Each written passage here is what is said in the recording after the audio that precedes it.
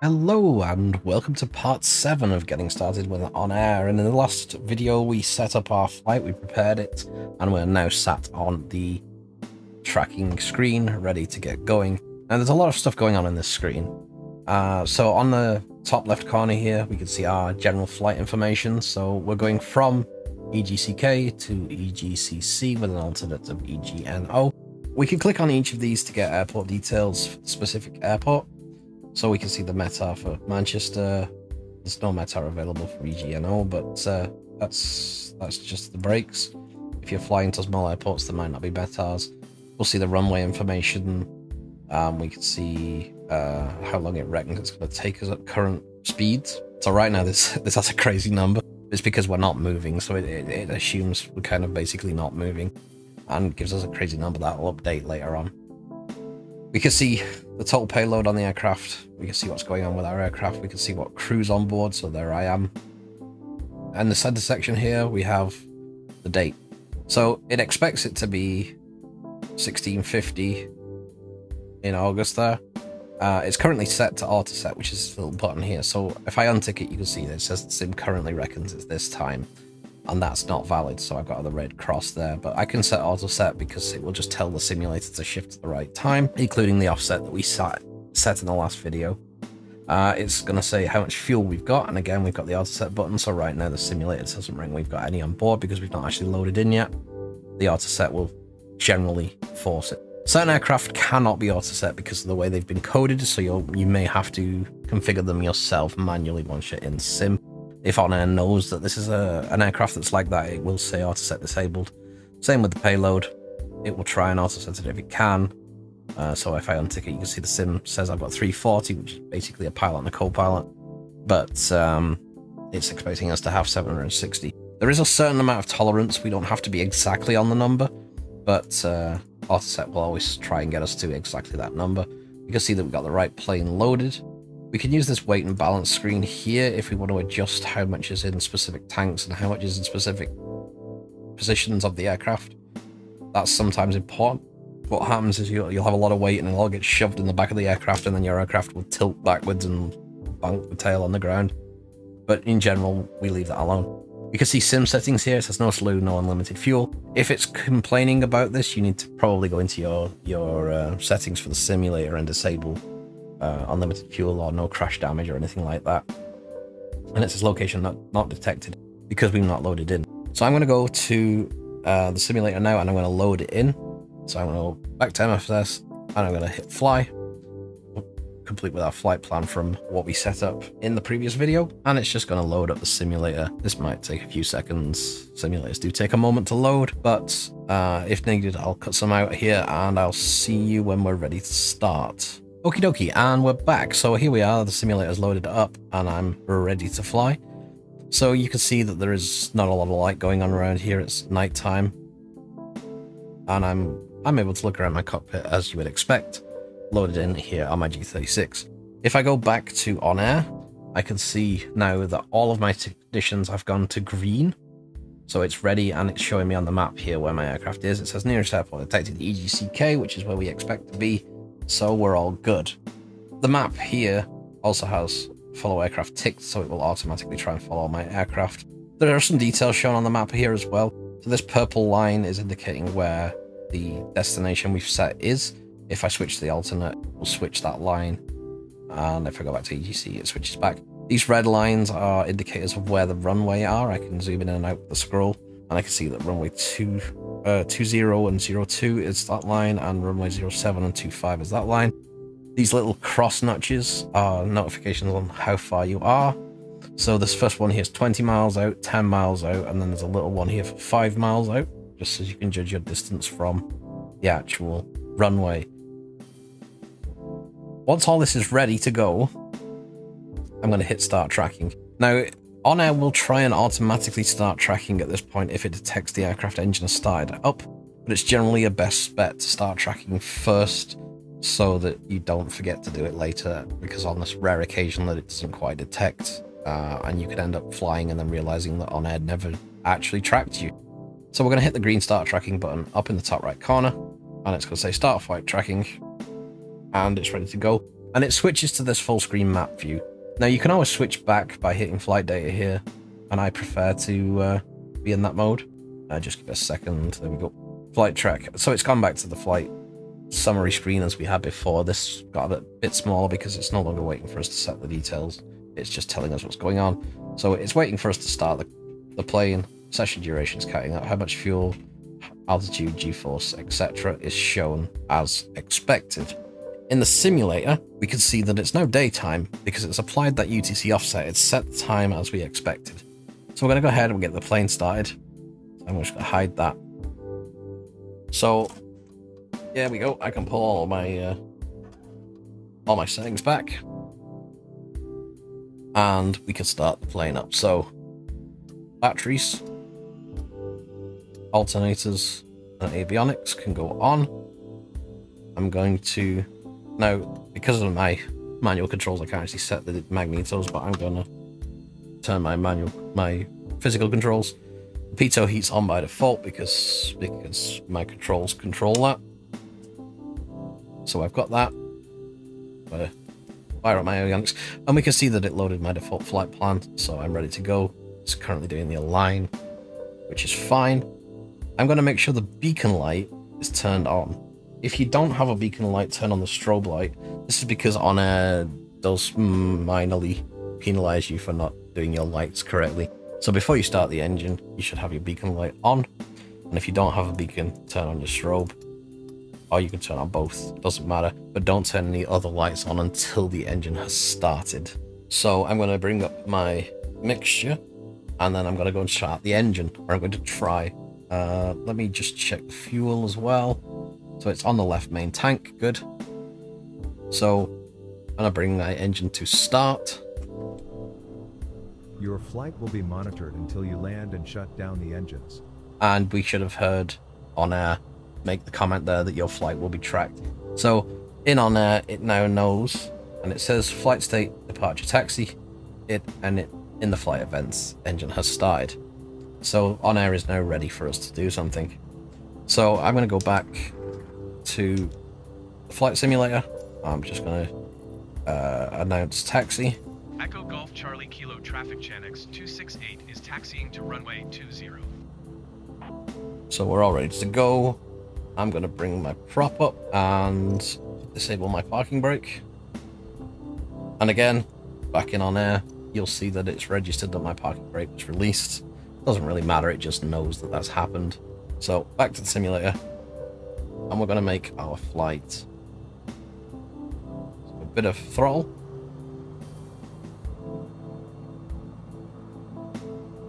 And we're starting to move, good.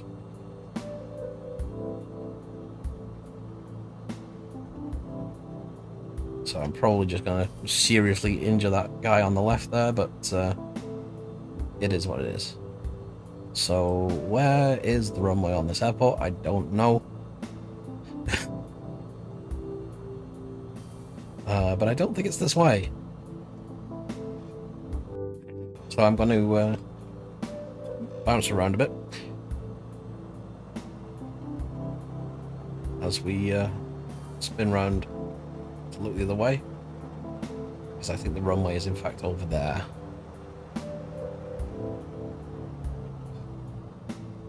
Oh, there's our little default aircraft tower. Yes, indeed, it is showing me to go that way. I just couldn't see it because it was behind me. So I'm gonna go through the flight here. I'll time accelerate this because there's no real need for you to watch the entire flight. That's kind of up to you to know how to fly the aircraft. But as we do this, I'll quickly show you OnAir is tracking the rotation of the plane and the movement of the plane, so I can see this little path that's being drawn behind my plane as it goes, and the angle that my plane is shown, and it's moving across the map as we go. Okay, so I will see you guys after a brief time lapse, and hopefully we'll be coming in to land at Manchester.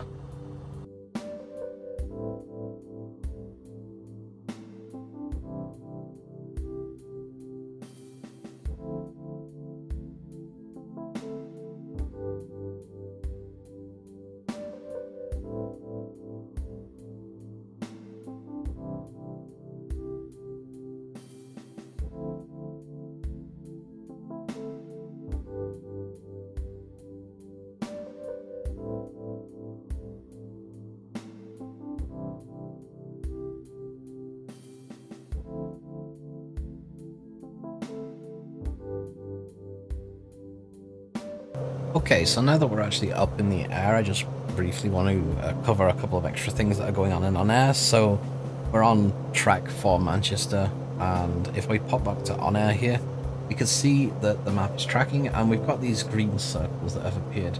These are range prediction estimates. So the first circle here is labelled 5 minutes. That's how far the aircraft can travel at current speed in 5 minutes, then 10 minutes, and then 20 minutes, just to give us an overall idea of how far we can go.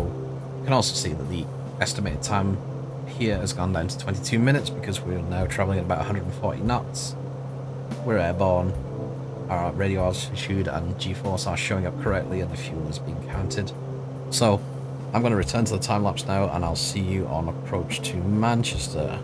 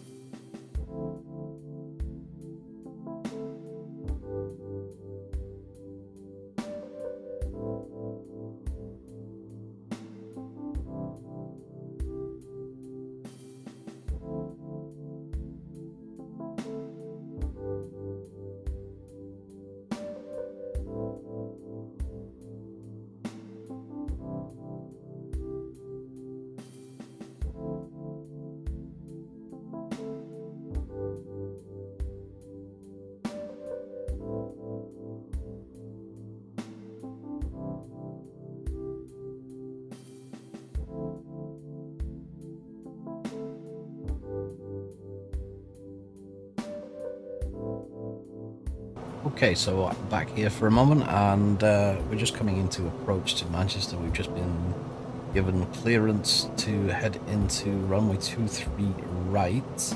I don't really want to, considering where we're coming from, so I'm just going to ask them if I can go into 05 right. Manchester Tower, Chanex 268 would prefer runway 05 right. So on air here we can see my path has been tracked all the way across. The colours here just show kind of the altitudes that we're flying at. And I'm heading over here, so I'm going for runway 25 right. I don't need to worry about going for like a 10-20 mile track because it's a small plane. Fly straight in runway So 05 we're going to come right, across the Chanex 25 right, 268. aim for about the 5 mile, and go for a VFR landing here. So see you when we're on the ground.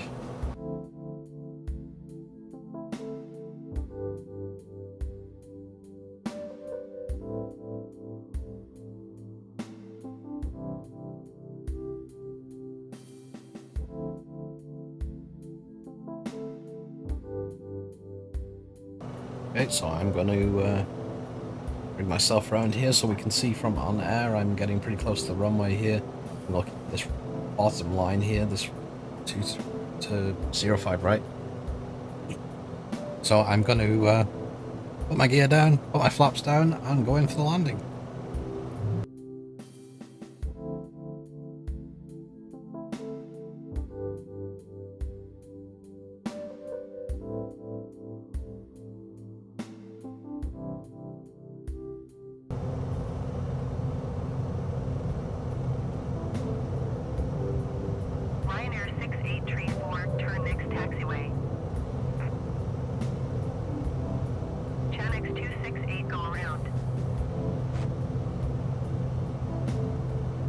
Ignore that go around because the ATC is a bit paranoid. So here we go. 05 right. Center it up a bit. Chanex 268, did you hear my last transmission? Yes, I'm just ignoring you. Ryanair 6834, contact ground on 121.705. Engine power down.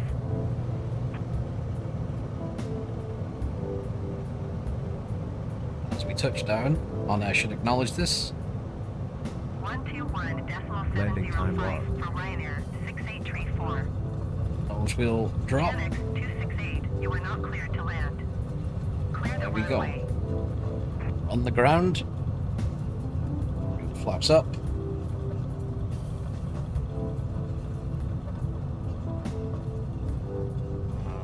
come off here because we can.